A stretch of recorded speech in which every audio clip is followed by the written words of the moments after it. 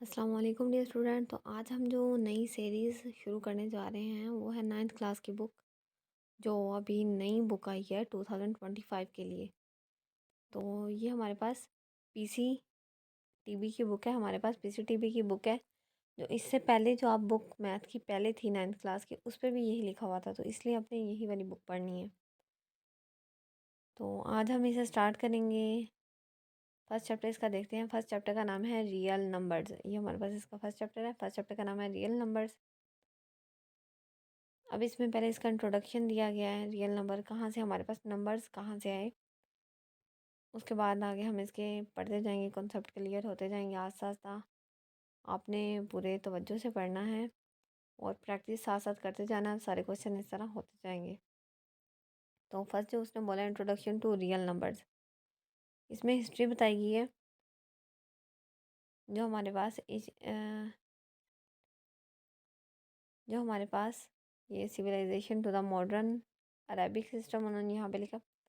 जो हमारे पास कदीम ज़माने की बात कर रहे हैं, सबसे पहले कदीम ज़माने में हमारे पास किस तरह थे नंबर।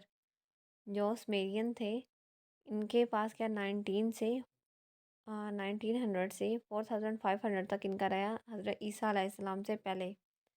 तो तब इन्होंने जो इनकी बेस थी ना नंबर की, वो थी 60। उसके बाद आ गई इजिप्शियन। इजिप्शियन का क्या 2000 से 3000 तक ये रहे।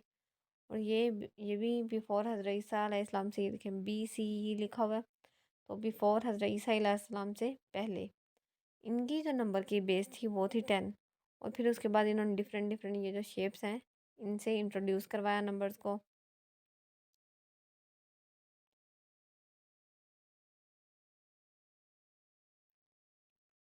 ये हमारे पास जो शेप्स थी, इनसे इन्होंने नंबर को इंट्रोड्यूस करवाया। इनकी जो बेस थी ना वो थी 10 इजिप्शियन की। और इससे पहले जो स्मेरियन थे, उनकी बेस क्या थी, बेस थी उनकी 60। ये आप MCQs के लिए याद कर सकते हैं। उसके बाद हमारे पास आए रोमन। इनका 500 से ये हमारे पास और ईसा अलैहिस्सलाम से पहले और उसके बाद ये रहे। और इनका क्या था कि 7 लेटर थे इनके पास, जैसे IVXLCD। इन नंबर से, इन लेटर से ये इंट्रोड्यूस करवाते थे अपने नंबर्स को। इनकी भी जो बेस थी वो 10 ही थी। और ये इस तरह इनके सैम्बल थे। उसके बाद आए इंडियन। इंडियन जो थे, इन्होंने एक बहुत अच्छा काम किया। आगे इन्होंने इन्होंने क्या किया कि ज़ीरो नंबर को इंट्रोड्यूस करवाया। ज़ीरो नंबर को किसने इंट्रोड्यूस करवाया? इंडियंस ने। तो ये जो इंडियन थे, इन्होंने 500 से 1200 तक ये रहे। और इन्होंने ये कौन सा नंबर इंट्रोड्यूस करवाया? ज़ीरो। इनकी भी बेस क्या थी? 10 थी। उसके बाद आए अरब्स। ये जो मुसलमान थे वो आए। इन्होंने क्या किया कि ये 800 से 1500 तक रहे। और इन्होंने इंट्रोड्यूस करवाए जो 0 से 9 तक थे नंबर की बेस। जो अब हमारे पास नंबर की बेस चल रही है ना, वो है 0 से 9। तो जैसे पहले उन्होंने 60 थी, उसके बाद 10 आ गई, उसके बाद ये 0 से 9। क्योंकि इसके बाद जो हम नंबर बनाते हैं वो इनको जोड़कर बनते हैं। जैसे 1 और 0 10 बन गया, 1 1 11 बन गया। तो इस तरह चलते जाते हैं हमारे नंबर। और इस तरह ये इन्होंने इंट्रोड्यूस करवाए थे नंबर। उसके बाद मॉडर्न एरिया जो हमारे पास अब चल रही हैं प्रेजेंट में, उसमें क्या नए नंबर इंट्रोड्यूस करवाए? Binary numbers. इनकी बेस थी 2, जो 0 और 1 होते हैं। उसके बाद हेक्साडेसिमल नंबर, जिनकी बेस होती है हमारे पास 16। तो ये जो नंबर है ना, ये हमारे पास कंप्यूटर लैंग्वेज में यूज़ होते हैं। तो ये जो नए नंबर हैं इंट्रोड्यूस करवाए गए थे, बाइनरी और हेक्साडेसिमल, ये ज़्यादा कंप्यूटर में यूज़ होते हैं। उसके बाद हमारे पास जो ये सेट इंट्रोड्यूस करवाया गया 1 2 3, इस तरह अप टू सोन चलता जा रहा है। एक सेट इंट्रोड्यूस करवाया गया जिन्हें कहा जाता है नेचुरल नंबर। तो अब हम चलते हैं अपनी कॉपी की तरफ, उस पर देखते हैं कि हमारे पास नेचुरल नंबर कौन से हैं, होल नंबर कौन से हैं, ये सारे देखते हैं। इससे हमारा कॉन्सेप्ट और क्लियर होगा। फिर आगे जाके हमारे जो क्वेश्चन हैं वो करने में हमारी हेल्प होगी। तो जैसे हमने हिस्ट्री में देखा, फिर हमारे पास जब नंबर इंट्रोड्यूस करवाए गए तो इनको नाम दिया गया नेचुरल नंबर्स का। तो इन्हें कैपिटल लेटर n से रिप्रेजेंट किया जाता है। उसके बाद जब हमें ज़रूरत पेश आई, ये इंडियन ने, जैसे मैंने आपको बताया था कि इंडियन ने 0 नंबर इंट्रोड्यूस करवाया था, तो ये इसमें बाद में ऐड किया गया और फिर इनको नाम दिया गया होल नंबर्स का। जब हमें इनएक्टिव नंबर की ज़रूरत पड़ी तो वो भी ऐड किए गए इसमें, तो फिर इनको नाम दिया गया इंटीजर्स का। उसके बाद प्राइम नंबर हमारे पास आए। प्राइम नंबर वो होते हैं जो हमारे पास अपने अलावा किसी और टेबल पे डिवाइड नहीं होते। जैसे सिर्फ 2 है तो ये 2 में या 1 में आएगा, सिर्फ अपने टेबल में और उसके अलावा 1 में, उसके अलावा किसी और टेबल में ये नहीं आते। तो इनको रिप्रेजेंट किया गया कैपिटल लेटर P से। जो इंटीजर्स है इनको कैपिटल लेटर Z से रिप्रेजेंट किया जाता है और whole number capital letter W से। ये आपको याद रखना है, ये आपने छोटी क्लासेस में पहले पढ़ा होगा। उसके बाद रैशनल नंबर, जब साइंस तरफ मॉडर्न होती गई तो उसके बाद हमें रैशनल नंबर की ज़रूरत पड़ी। जब हमें ये महसूस हुआ कि कोई चीज़ अगर हमारे पास हाफ है, जैसे आधा सेब है, तो उसको कैसे रिप्रेजेंट करेंगे, फिर उसके लिए इंट्रोड्यूस करवाए गए रैशनल नंबर जो P/Q की फॉर्म में होते हैं। इसके आगे 2 टाइप्स होती हैं, टर्मिनेटिंग डेसिमल और non terminating decimal. Terminating decimal वो होते हैं, जैसे 1/4 है हमारे पास, डिवाइड की फॉर्म में है। सबसे पहले हमने क्या बोला, रैशनल नंबर डिवाइड की फॉर्म में होना चाहिए। P/Q की फॉर्म मतलब डिवाइड की फॉर्म में होने चाहिए। ये है हमारे पास। अब हम डिवाइड करवाएंगे। जब इसको डिवाइड करवाया, आप कैलकुलेटर पे भी चेक कर सकते हैं, तो डिवाइड करवाएंगे तो ये आता है हमारे पास 0.25। अब ये क्या है, ये यहाँ जाके स्टॉप हो जाता है, इससे आगे ये नहीं चल रहा। तो इन नंबर्स को बोलते हैं टर्मिनेटिंग, जो एक जगह जाके स्टॉप हो जाए।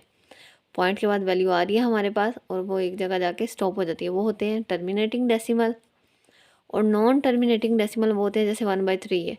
अब इसको डिवाइड करवाएंगे तो 0.33 कंटिन्यू चलता ही जाएगा हमारे पास। लेकिन इसमें क्या है, ये वैल्यू रिपीट हो रही है, 3 है, फिर 3 है, फिर 3 है, एक सीक्वेंस के साथ रिपीट हो रही हैं, लेकिन चलती जा रही हैं। इन्फिनिटी वैल्यू आई है हमारे पास, इनफाइनाइट ये चलते जा रहे हैं हमारे पास डेसिमल। तो ये होते हैं हमारे पास नॉन टर्मिनेटिंग। उसी तरह ये है, ये भी नॉन टर्मिनेटिंग है। उसके बाद इंट्रोड्यूस करवाए गए इरेशनल नंबर। अब रैशनल नंबर जो हैं इन्हें Q से रिप्रेजेंट करवाया जाता है, कैपिटल Q से। अब फिर इरेशनल नंबर जब हमारे पास आए तो इसमें क्या होता है, ये नॉन रिक्यूटिंग डेसिमल होते हैं। इसका मतलब क्या है, हमारे पास जैसे ये 5 है, ये 5 है हमारे पास, तो 5 की वैल्यू हमारे पास 3.14। ये देखें, ये अब एक सीक्वेंस नहीं बन रहा है, ये कोई सीक्वेंस नहीं बन रहा है, ये वैल्यू चलती तो जा रही है। ये इनफाइनाइट टर्म वैल्यू तो है हमारे पास, लेकिन इसका कोई सीक्वेंस नहीं है, ये रिपीट नहीं हो रही। ये इरेशनल नंबर्स होते हैं जो हमारे पास ना तो स्टॉप होते हैं और ना ही रिपीट होते हैं। इसी तरह ये वैल्यू ना रिपीट हो रही है और ना ही स्टॉप। इसी तरह ये वैल्यू ना रिपीट हो रही है और ना ही स्टॉप। तो ये हमारे पास होते हैं इरेशनल नंबर। तो अब हम चलते हैं इसकी एक्सरसाइज की तरफ। अब देखें, ये हमें ये तो पता चल गया, लेकिन रियल नंबर इसके बाद आए रैशनल जब हम रैशनल और इरेशनल नंबर का यूनियन करेंगे, क्यों यूनियन, हमारे पास इरेशनल नंबर का मतलब रैशनल और इरेशनल नंबर का जब यूनियन करते हैं तो हमारे पास आते हैं रियल नंबर्स। तो फिर आ जाते हैं हमारे पास रियल नंबर्स। अब हम चलते हैं इसकी एक्सरसाइज की तरफ, एक्सरसाइज 1.1 की तरफ। तो ये हमारे पास exercise 1.1, identify each of the following are rational और इरेशनल नंबर। तो ये देखिए, मैंने क्या बताया था, रैशनल नंबर वो होते हैं जो एक तो रिपीट होते हैं, दूसरा एक हद तक जाके स्टॉप हो जाते हैं, तो होते हैं ये हमारे पास क्या है, रैशनल नंबर।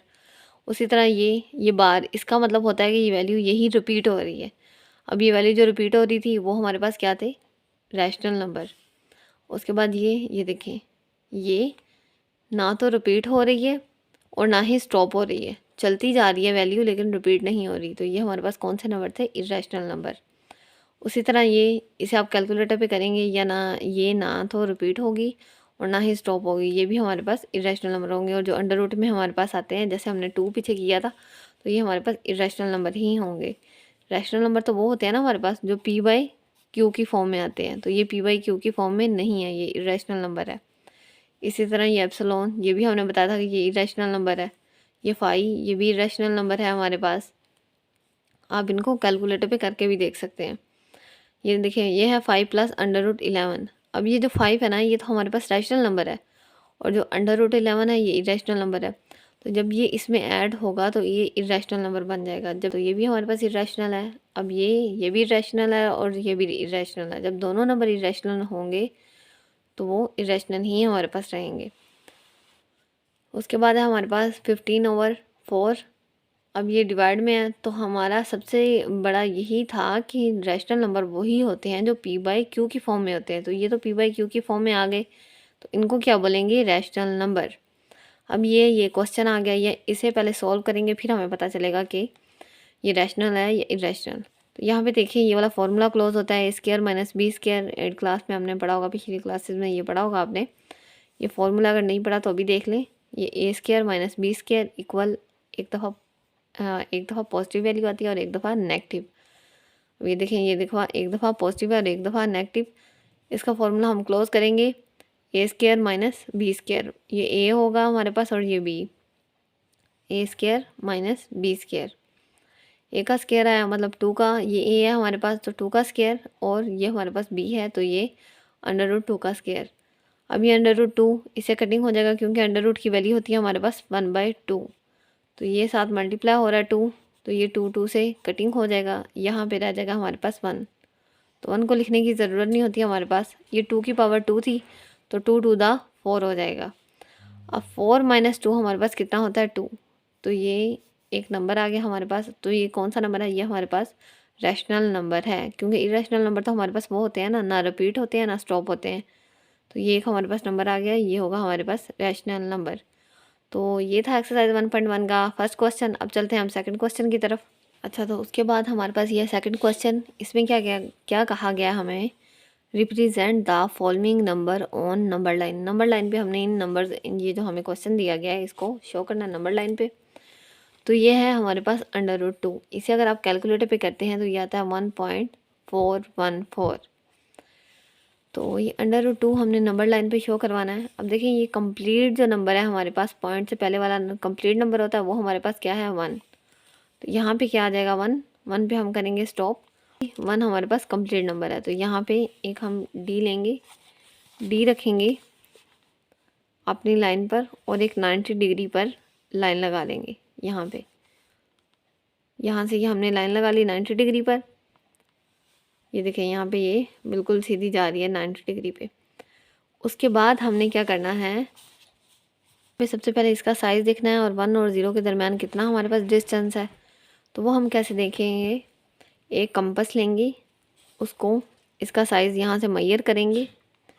मेजर करने के बाद जितना ये हमारे पास साइज़ है उतना हम इसको यहाँ पर रख कर लाइन लगा देंगे। यहाँ तक स्टॉप कर दिया हमने, ठीक है। जितना डिस्टेंस था वहाँ तक हम यहाँ पे लाइन लगा देंगे और यहाँ पे इसको ऐसे क्रॉस कर देंगे।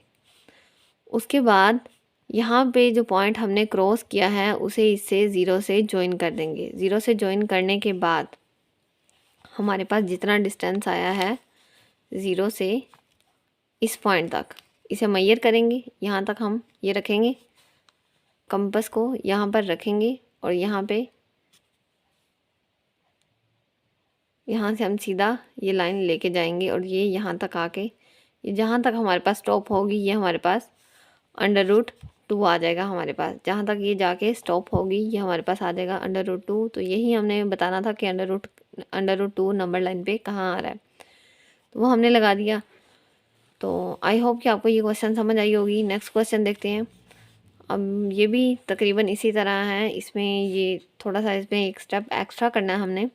इसमें क्या हमारे पास √3 है, तो √3 को हमने रिप्रेजेंट करना है। सबसे पहले उसी तरह एक पॉइंट हम जब इसको हमने √3 को कैलकुलेटर पे किया तो वहाँ यहाँ पे आ जाएगा 1.7320। अब देखें कंप्लीट नंबर हमारे पास क्या है, 1। तो 1 पे जाएंगे, 1 पे स्टॉप किया। उसके बाद उसी तरह ही हमने 90 डिग्री तक एक लाइन लगा ली। उसके बाद 0 और 1 के दरमियान का साइज़ मेजर किया और इसे एक लाइन से ज्वाइन कर लिया, वो था √2। मतलब ये जो हमारे पास लाइन थी ये √2 की बन रही थी। अब हम क्या करेंगे, इसे हमने बताना है कि √3 कहाँ लाई करता है। तो हम उसके लिए क्या करेंगे, जितना हमने ये पॉइंट लिया था 0 और 1 के दरमियान, इतना पॉइंट यहाँ से हम यहाँ तक लेंगे। ठीक है, यहाँ से यहाँ तक ये इतना पॉइंट लेने के बाद इस पॉइंट को फिर से 0 के साथ ज्वाइन कर देंगे। अब हम वहाँ तक रखेंगे जहाँ तक अब हमने नया पॉइंट लिया है, 0 से इस पॉइंट तक जहाँ तक हमने क्रॉस किया है। उसके बाद यहाँ से इसे इस पॉइंट पर रख कर इस तरह मूव करेंगे, तो ये जो हमारे पास नया पॉइंट आएगा वो आएगा √3। आई होप इस क्वेश्चन की भी आपको समझ आई होगी। फिर से एक दफ़ा देख लीजिएगा वीडियो। उसके बाद हमारे पास है ये क्वेश्चन नंबर 3, इसका पार्ट 3 है। ये आगे हमारे पास ईजी है। इसमें क्या है, ये हमारे पास 4 1/3 है।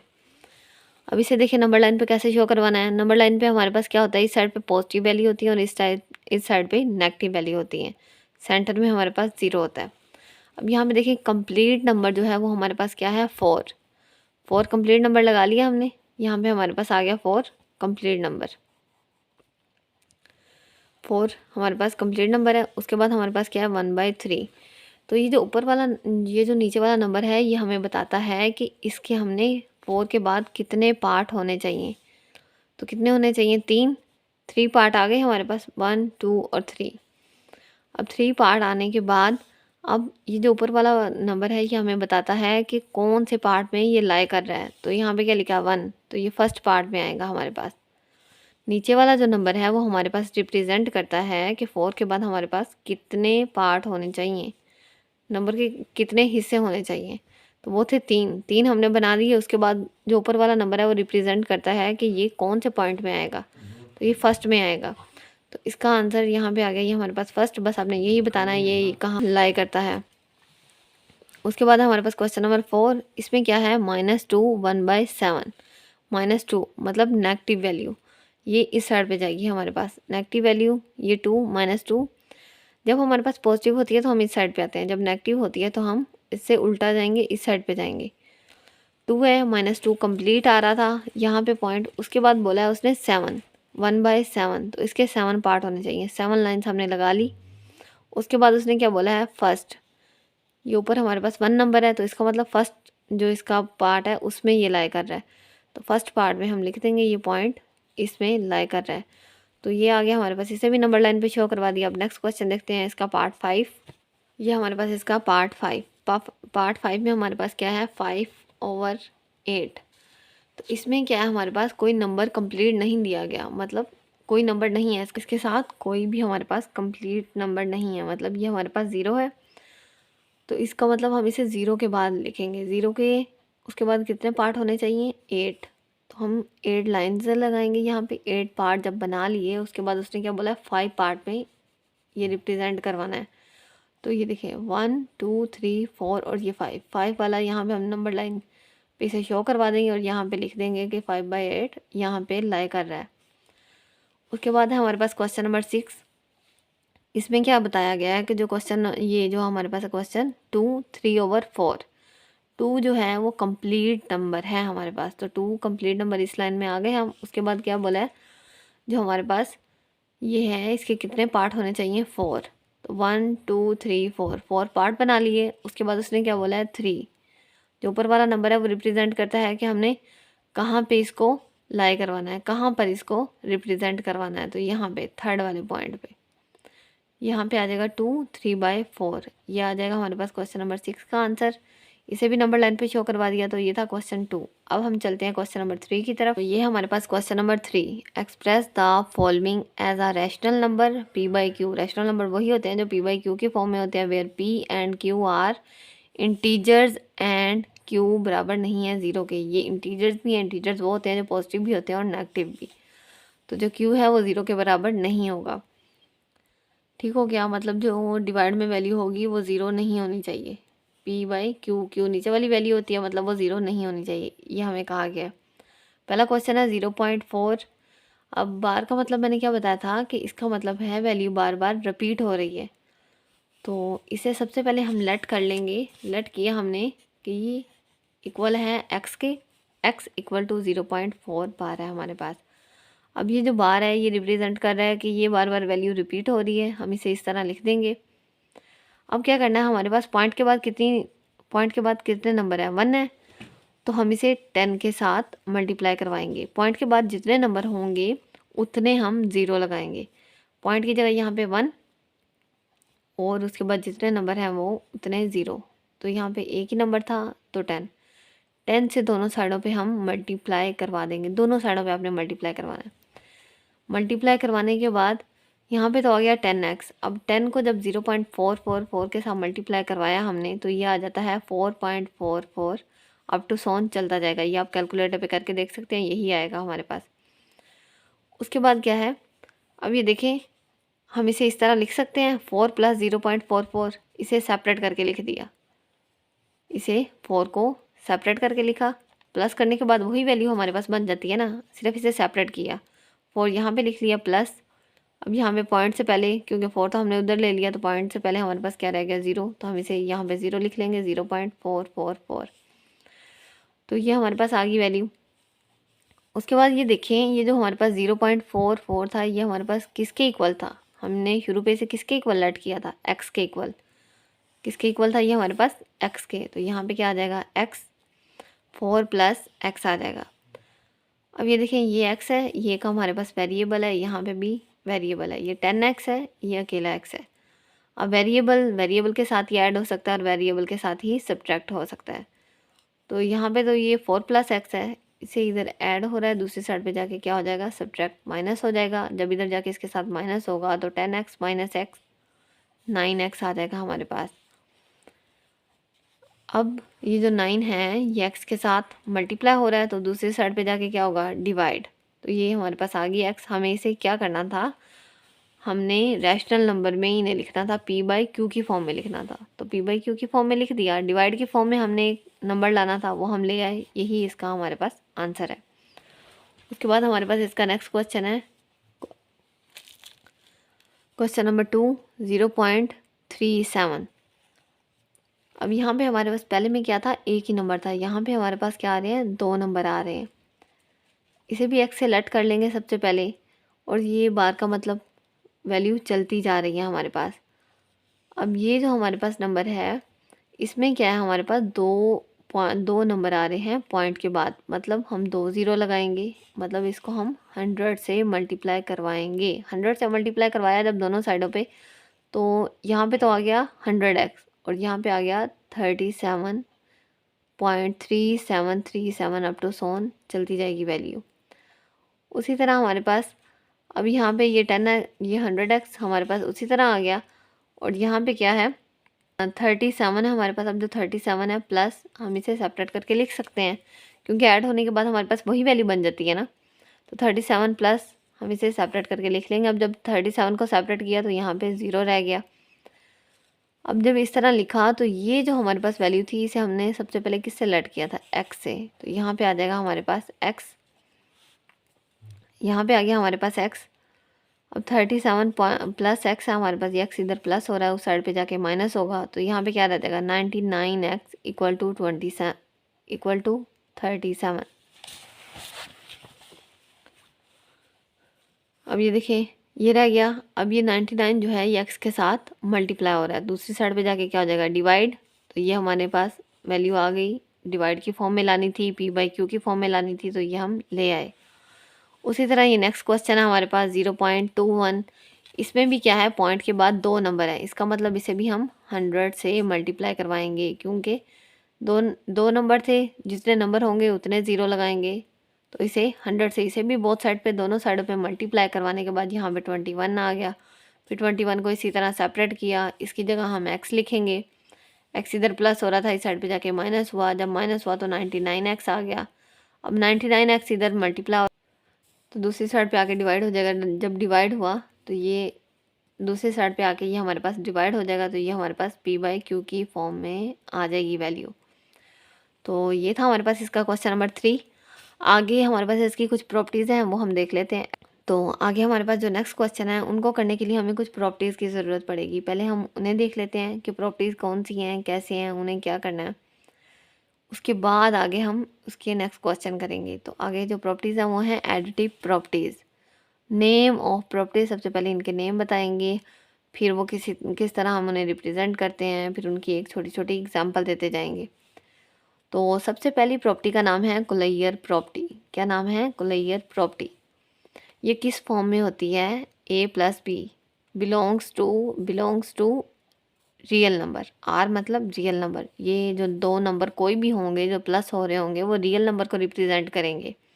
एग्जाम्पल दे देते हैं, जैसे 2+3, तो ये हमारे पास 5 एक रियल नंबर है। रियल नंबर हमने अभी पीछे पढ़ा है कि रियल नंबर हमारे पास क्या होता है, जिसमें नेचुरल, होल, ये सारे नंबर आ जाते हैं। तो जो 5 है ये हमारे पास एक रियल नंबर आ गया, बिलोंग्स टू रियल नंबर। ये होती है हमारे पास कुलैयर प्रॉपर्टी, जब दो नंबर्स कोई ऐड हों और हमारे पास रियल नंबर उसका आंसर आ जाए। ये है हमारे पास एडिटिव प्रॉपर्टी में, ये आपने याद रखना है, ये एडिटिव प्रॉपर्टी में ऐड हो रही है वैल्यू। उसके बाद कम्यूटेटिव में क्या होता है, जैसे एक साइड पे ए प्लस बी है, दूसरी साइड पे बी प्लस ए, मतलब पहले वाली वैल्यू को दूसरी दफ़ा हम दूसरी साइड पे लिख देंगे। तो देखेंगे क्या इससे कोई फ़र्क पड़ता है या नहीं पड़ता। ये दोनों वैल्यू जो है ये बराबर है, मतलब इन दोनों का आंसर इक्वल आना चाहिए। जैसे 2+5, 5+2 क्या आता है हमारे पास? 7 ही आता है। तो इसका आंसर बराबर है। इसका मतलब ये कम्यूटेटिव प्रॉपर्टी होल्ड करती है। ये हमारे पास इक्वल अगर आंसर आ जाए तो इसका आंसर आपके पास हमेशा इक्वल ही आएगा। a+b और b+a इक्वल ही होगा। आप कोई भी दो नंबर ले लें, उसे पहले रख लें या बाद में रख लें, ऐड करेंगे तो वो बराबर ही आएगा। तो ये होती है हमारे पास कम्यूटेटिव प्रॉपर्टी। उसके बाद है हमारे पास एसोसिएटिव प्रॉपर्टी। एसोसिएटिव प्रॉपर्टी हमारे पास कौन सी होती है? तो उसके बाद हमारे पास कौन सी प्रॉपर्टी है? Identity property. आइडेंटिटी प्रॉपर्टी में हमारे पास क्या होता है, कोई भी नंबर है, कोई भी रियल नंबर है, उसमें हम 0 ऐड करेंगे, पहले ऐड कर लें या बाद में ऐड कर लें, वैल्यू वही आएगी। तो ऐसा ही है, हम 5+0 कर लें या 0+5 कर लें तो वही आएगा, 5 ही हमारे पास आएगा। 0 के साथ कोई भी नंबर हम ऐड कर लें, आंसर वही आएगा। तो ये क्या होती है हमारे पास? Identity property. उसके बाद है हमारे पास इन्वर्स प्रॉपर्टी में क्या होता है, कोई भी नंबर, जो ये नंबर हम लेंगे इसके जैसा सेम ही नंबर कोई और लेंगे, वो इसमें सब्ट्रैक्ट करेंगे तो हमेशा हमारे पास 0 ही आएगा। जैसे 6 - 6 0 ही आएगा। -6 + 6 फिर भी माइनस हो रहा है। अगर पहले माइनस वाली वैल्यू आ गई, तो भी 0 आएगा, अगर बाद में माइनस वाली वैल्यू आई तो भी 0 आएगा। तो ये थी हमारे पास इन्वर्स प्रॉपर्टी। इसका आंसर हमारे पास फिर 0 ही आएगा, अगर पहले माइनस कर दें या बाद में करें। वैल्यू हमारे पास अगर दो सेम वैल्यू लेके उसे माइनस करेंगे तो 0 ही आएगा हमारे पास। तो ये थी एडिटिव प्रॉपर्टी की हमारे पास प्रॉपर्टीज़। और अब उसके बाद है हमारे पास मल्टीप्लिकेटिव प्रॉपर्टीज़। ये कौन कौन सी है? वही है हमारे पास कुलैयर, कम्यूटेटिव, एसोसिएटिव, आइडेंटिटी और इन्वर्स। अब इसमें चेंज क्या है कि ये मल्टीप्लिकेटिव है, इसके नाम से रिप्रेजेंट हो रहा है, ये मल्टीप्लाई होंगी। तो ये मल्टीप्लिकेटिव प्रॉपर्टी है। यहाँ पे A B belongs to real number. अब यहाँ पे देखें कोई साइन नहीं है। यहाँ पे क्या होता है, जब हमारे पास यहाँ पे कोई साइन नहीं होता, मतलब ये आपस में वैल्यू मल्टीप्लाई हो रही है।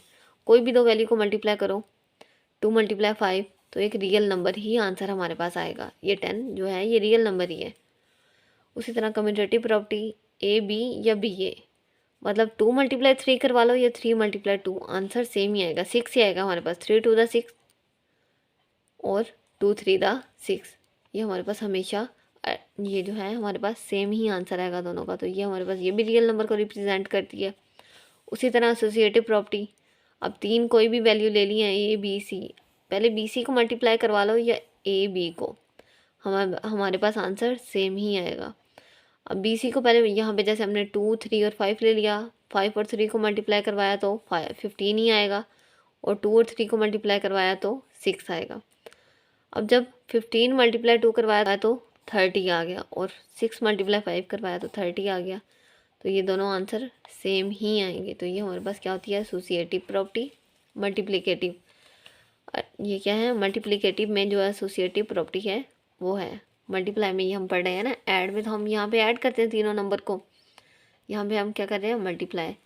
उसके बाद आइडेंटिटी प्रॉपर्टी है, उसमें हमारे पास क्या है? ए × 1 है, जैसे कोई भी नंबर ले लिया उसे 1 से मल्टीप्लाई करवाएंगे तो हमारे पास आंसर वही आ जाएगा, सेम एज इट इज़। जिससे मर्ज़ी हम 1 के साथ कोई भी वैल्यू मल्टीप्लाई करवा लें वही वैल्यू आएगी हमारे पास। तो ये आ जाएगी हमारे पास आइडेंटिटी प्रॉपर्टी। और जो इन्वर्स है उसमें क्या होता है कि कोई भी जो नंबर है हमारे पास उसका रेसिप्रोकल जो हमारे पास होता है, जैसे ए है तो 1/a, जैसे 7 है तो 1/7, उसको उसके साथ मल्टीप्लाई करवाएंगे। जब करवाएंगे मल्टीप्लाई तो ये कटिंग हो जाएगा, 7 1 7, तो यहाँ आ जाएगा 1, 7 1 7 1 आ जाएगा। मतलब जो इन्वर्स है उसका हमेशा आंसर हमारे पास इसका 1 ही आएगा। मल्टीप्लिकेटिव में जो इन्वर्स है उसमें हमेशा आंसर 1 आएगा, और जो एडिटिव में है उसका क्या आएगा, 0 आएगा। ये चीज़ आपने याद रखनी है। ये हमारे पास कुछ प्रॉपर्टीज़ थी। इसके बाद कुछ और प्रॉपर्टीज़ है। उसके बाद नेक्स्ट हमारे पास ये क्वेश्चन है, question number 4, name the property used in the following. इनमें हमने बताना है कि कौन सी प्रॉपर्टी यूज़ हो रही है। तो ये सबसे पहले ये वैल्यू है हमारे पास। अब बताएं कि इसमें कौन सी प्रॉपर्टी यूज़ हो रही है। अभी हमने पीछे पढ़ा, हम पढ़ के आए हैं एडिटिव प्रॉपर्टी। ये देखिए सबसे पहले तो साइन देखिए, ये ऐड का साइन है, एडिशन हो रही है, तो एडिटिव प्रॉपर्टी में ये कौन सी है, एसोसिएटिव प्रॉपर्टी है ये हमारे पास। ये एसोसिएटिव प्रॉपर्टी है, ये एसोसिएटिव प्रॉपर्टी आ गई हमारे पास। उसके बाद ये दो वैल्यू, दो नंबर है, प्लस हो रहे हैं हमारे पास, तो इनका क्या आता है हमारे पास, ये कौन सी प्रॉपर्टी है हमारे पास, कम्यूटेटिव प्रॉपर्टी।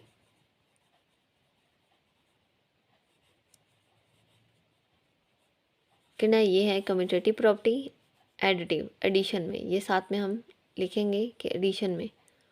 उसके बाद ये हमारे पास क्या है, x-x, मतलब वही वैल्यू, सेम वैल्यू उसमें से माइनस करवाते हैं तो 0 ही आता है। तो एडिटिव में ये हमारे पास है इन्वर्स।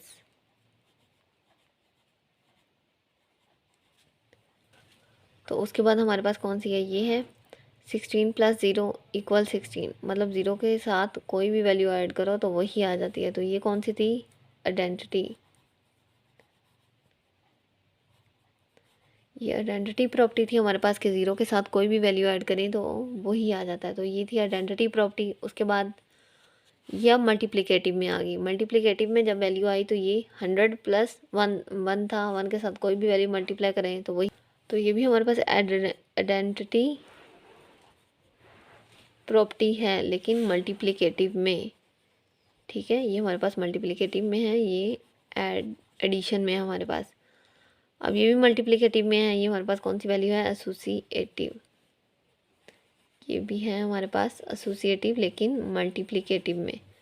उसके बाद AB = BA, तो ये मल्टीप्लिकेटिव में है, लेकिन ये हमारे पास कौन सी प्रॉपर्टी है, कम्यूटेटिव प्रॉपर्टी। मल्टीप्लिकेशन में है, ये एडिशन में नहीं है। यहाँ पे देखें कोई साइन नहीं है, मतलब ये वैल्यू मल्टीप्लाई हो रही है, तो ये मल्टीप्लिकेटिव प्रॉपर्टी, कम्यूटेटिव प्रॉपर्टी है।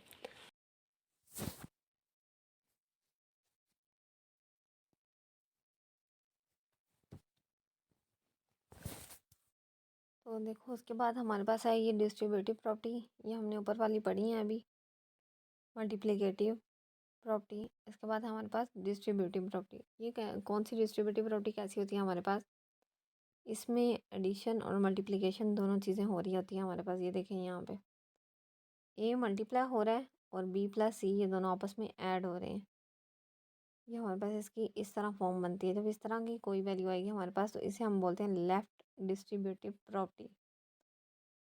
हमारे पास अगर अगर इसी तरह हमारे पास माइनस में वैल्यू आ जाए, अब यहाँ पे क्या है, ये मल्टीप्लिकेशन ओवर एडिशन है। जो फर्स्ट वाली है मल्टीप्लिकेशन ओवर एडिशन है, जो सेकंड वाली है ये हमारे पास क्या है, ये भी लेफ्ट डिस्ट्रीब्यूशन है लेकिन इसमें माइनस है, तो ये क्या है, सब्ट्रैक्शन। क्या है हमारे पास, सब्ट्रैक्शन। उसके बाद हमारे पास क्या है, ये भी ऐड में है लेकिन यहाँ पे क्या है हमारे पास, ये जो हमारे पास C है ये बाद में ये हमारे पास मल्टीप्लाई हो रहा है। पहले क्या था, A, यहाँ पे क्या था, A मल्टीप्लाई हो रहा था, अब यहाँ पे क्या है, C मल्टीप्लाई हो रहा है। अब जब C मल्टीप्लाई होगा ये हमारे पास राइट डिस्ट्रीब्यूशन होगी। क्या होगी हमारे पास, राइट डिस्ट्रीब्यूशन।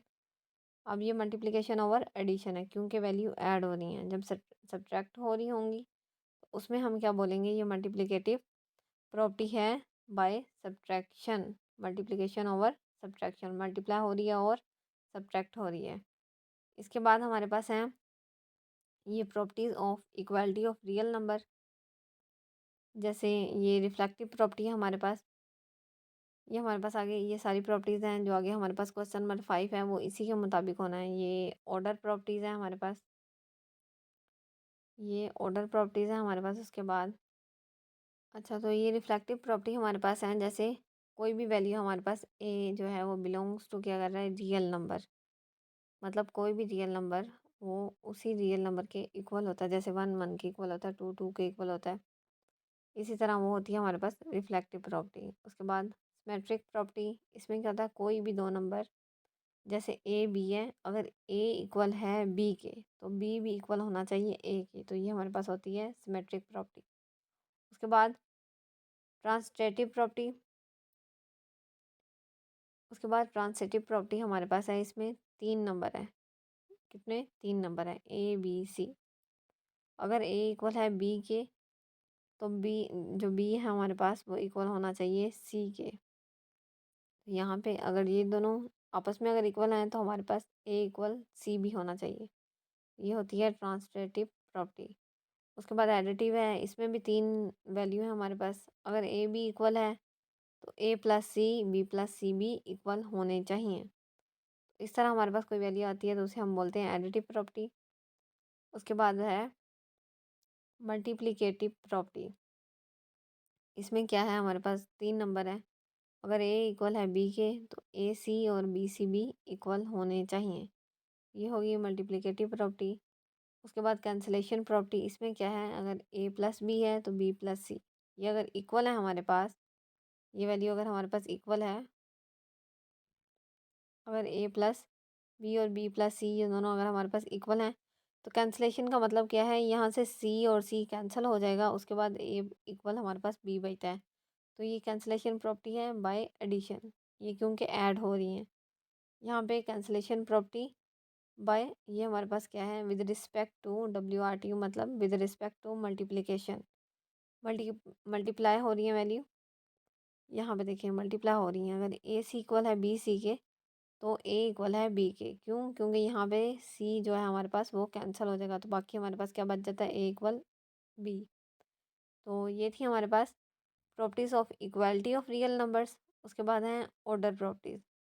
प्रॉपर्टी सबसे पहले है, अगर ए इक्वल है बी के तो ए हमारे पास ग्रेटर देन बी और ए लेस देन बी भी होना चाहिए। अगर इक्वल है तो ग्रेटर देन भी होगा, लेस देन भी होगा। उसके बाद ट्रांसटेटिव प्रॉपर्टी, ऑर्डर प्रॉपर्टीज़ में अब हम इसे पढ़ रहे हैं। पहले हमने इसे इक्वालिटी में पढ़ा था, अब इसे ऑर्डर प्रॉपर्टीज़ में पढ़ रहे हैं। तो उसमें क्या है, हमारे पास ए ग्रेटर देन भी होना चाहिए और बी भी ग्रेटर देन होना चाहिए। इसी तरह ही हमारे पास सी भी ग्रेटर देन आना चाहिए। तो अगर हमारे पास ये सारे इक्वल हैं तो क्या होगा, जो यहाँ पे ए है वो ग्रेटर देन होगा और सी वो ग्रेटर देन होगा। मतलब ए लेस देन भी है और ए ग्रेटर देन भी है, दोनों चीज़ें इसमें आ जाएंगी। उसी तरह एडिटिव प्रॉपर्टी है, एडिटिव में भी यही होगा। एडिटिव में क्या है, दोनों साइडों पे वैल्यू जो सी है वो ऐड होगी और ये एक दफ़ा ग्रेटर देन होगी और एक दफ़ा लेस देन होगी। इसी तरह मल्टीप्लिकेटिव में मल्टीप्लाई जब वैल्यू हो रही है तो एक दफ़ा ग्रेटर देन में होंगी, एक दफ़ा लेस देन में। इसी तरह वैल्यू चेंज होती जाएंगी, ग्रेटर देन में होंगी फिर लेस देन में, और यहाँ पे भी इसके साइन चेंज होते जाएंगे। उसके बाद डिवीजन प्रॉपर्टी, डिवीजन प्रॉपर्टी से इसके नाम से पता चल रहा है वैल्यू डिवाइड हो रही होगी। तो यहाँ पे क्या है, 3 नंबर लिए, ए लेस देन बी है। अब ए लेस देन बी आ गया, दोनों साइड पर डिवाइड क्या करवाया, सी। सी यहाँ पे क्या है, ग्रेटर देन ज़ीरो, ज़ीरो से ये बड़ा है। इसी तरह फिर अगर ए लेस देन बी हमने लिया, यहाँ पे हमने क्या किया, ए को, ये जो वैल्यू है इसको ग्रेटर देन कर दिया, मतलब सी जो है ये हमारे पास लेस देन ज़ीरो आ गया। जब सी लेस देन ज़ीरो आएगा तो ए ग्रेटर देन डिवाइडेड बाय सी आ जाएगा। इसी तरह ए ग्रेटर देन बी जब आया तो तभी इसी तरह ये सी ग्रेटर देन ज़ीरो आ जाएगा। इसी तरह ए ग्रेटर देन बी, अब यहाँ पे भी जो यहाँ पे अगर ए ग्रेटर देन बी है तो यहाँ पे ए डिवाइडेड बाय सी है, क्योंकि डिवाइड सी हो रहा है तो वो लेस देन हो जाएगा। जब डिवाइड वैल्यू होती है तो वो छोटी हो जाती है, तो जब डिवाइड हो रही होगी वो तो वो लेस देन हो जाएगी। तो सी लेस देन ज़ीरो, तो ये कौन सी होगी हमारे पास, डिवीजन प्रॉपर्टी। इसको एक दफ़ा हमने अच्छे से देख लेना है, प्रैक्टिस कर लेनी है। इसके ये 1.1 में क्वेश्चन है, क्वेश्चन 4 भी है। और जो क्वेश्चन 4 है वो तो जो पहले एडिटिव और मल्टीप्लिकेटिव प्रॉपर्टी पढ़ी है उसमें है, लेकिन ये जो है हमारे पास, ये जो ये प्रॉपर्टी है इसमें क्वेश्चन नंबर 5 हमारा सॉल्व हो रहा है। तो रेसिप्रोकल प्रॉपर्टी कौन सी है हमारे पास, ए लेस देन बी है अगर हमारे पास तो 1/a ग्रेटर देन 1/b के होना चाहिए। और अगर ए ग्रेटर देन बी है तो 1/a जो हमारे पास है ये लेस देन 1/b के होने चाहिए। तो ये इस तरह ये हमारे पास वैल्यू है। ये जो हमारे पास ऑर्डर प्रॉपर्टीज़ थी 6 प्रॉपर्टीज़ हैं, ये हमने एक दफ़ा अच्छे से देख लेनी है। अब हम चलते हैं अपने क्वेश्चन नंबर 5 की तरफ। तो ये सारे क्वेश्चन की ये सारी प्रॉपर्टीज़ बता दी। ये वाला क्वेश्चन रह गया, ये अब हमारे पास कौन सी प्रॉपर्टी है। हमने जो भी प्रॉपर्टीज़ पढ़ी हैं बुक से, उसमें हमने पढ़ा है डिस्ट्रीब्यूटिव प्रॉपर्टी। उसमें क्या था, लेफ़्ट डिस्ट्रीब्यूटिव और राइट डिस्ट्रीब्यूटिव। ये हमारे पास क्या है, लेफ़्ट डिस्ट्रीब्यूटिव प्रॉपर्टी है थी ये हमारे पास। तो ये बाय एडिशन है, और एडिशन है क्योंकि ऐड हो रही है। हमने वहाँ पे पढ़ी थी सब्ट्रैक्ट और ऐड, एडिशन वाली और सब्ट्रैक्शन वाली, तो ये एडिशन वाली है।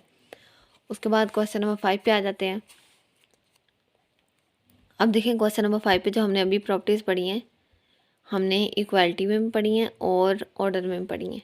ऑर्डर में ये हमारे पास है, ये देखिए ये कौन सी प्रॉपर्टी बन रही है, ये हमारे पास हमने अभी पढ़ी थी एडिटिव प्रॉपर्टी।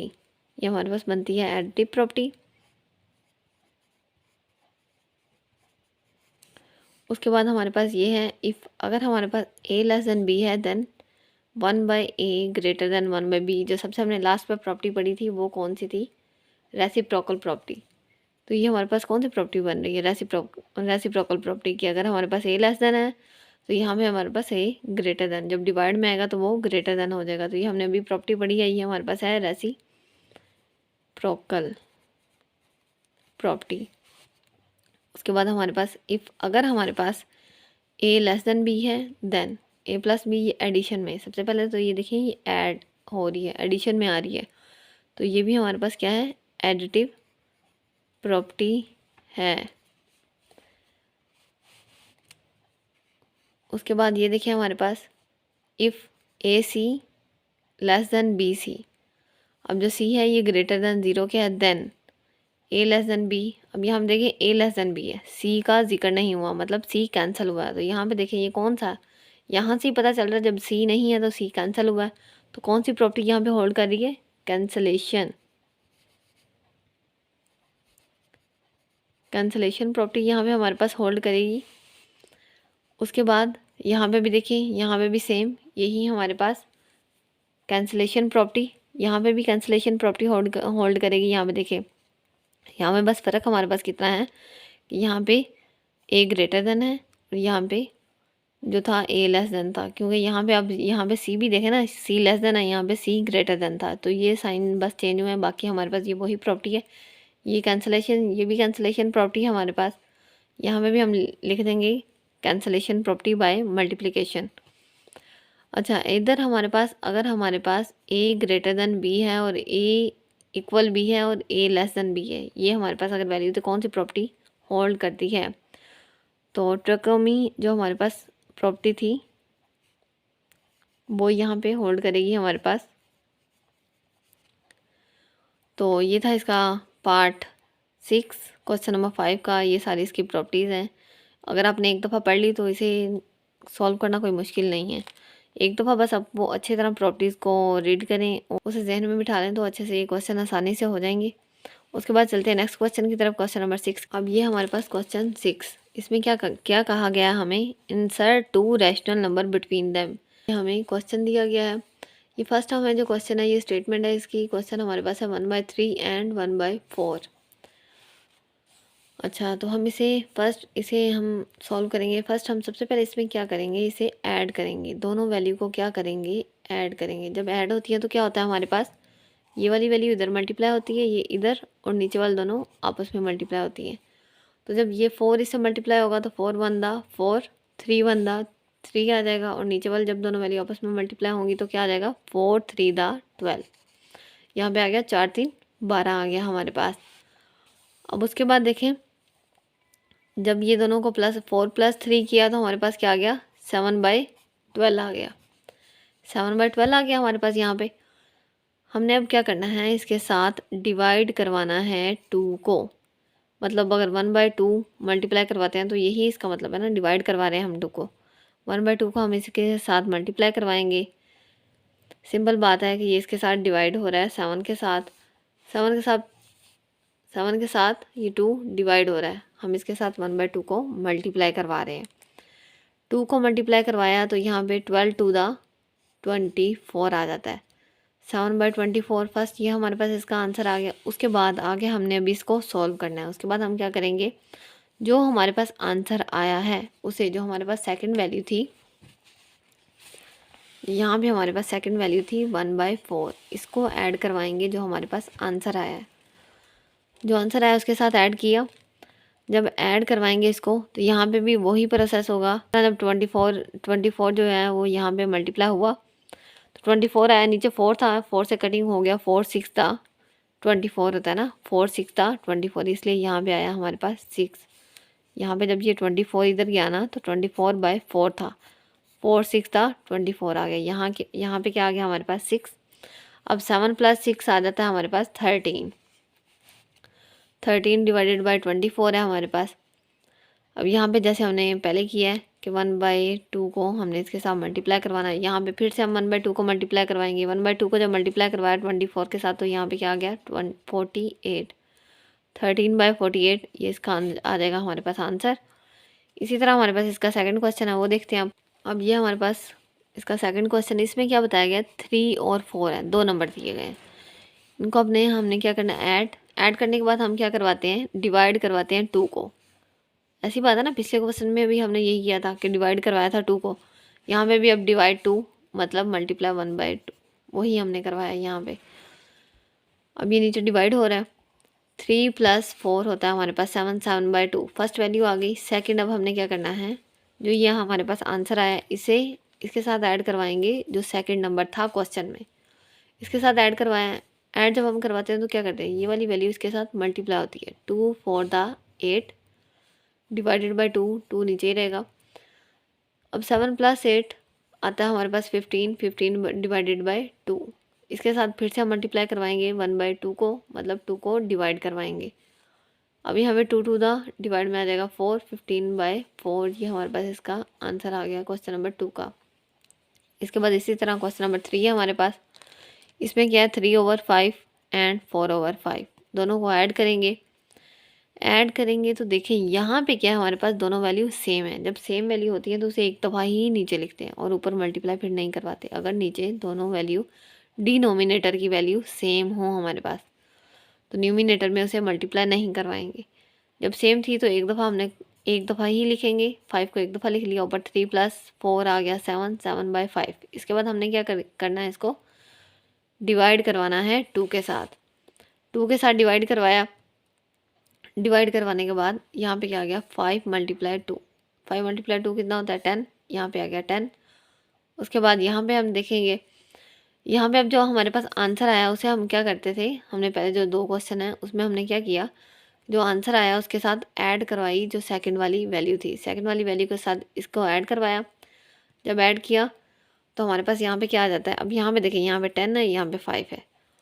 अब 10 जब इधर मल्टीप्लाई हुआ, 10 जब इधर मल्टीप्लाई हुआ तो डिवाइड में क्या था 5, 5 टू द 10 आ गया, यहाँ पे मतलब रह गया 2, 2 इसके 4 के साथ मल्टीप्लाई हुआ तो 4 टू द आ गया हमारे पास 8।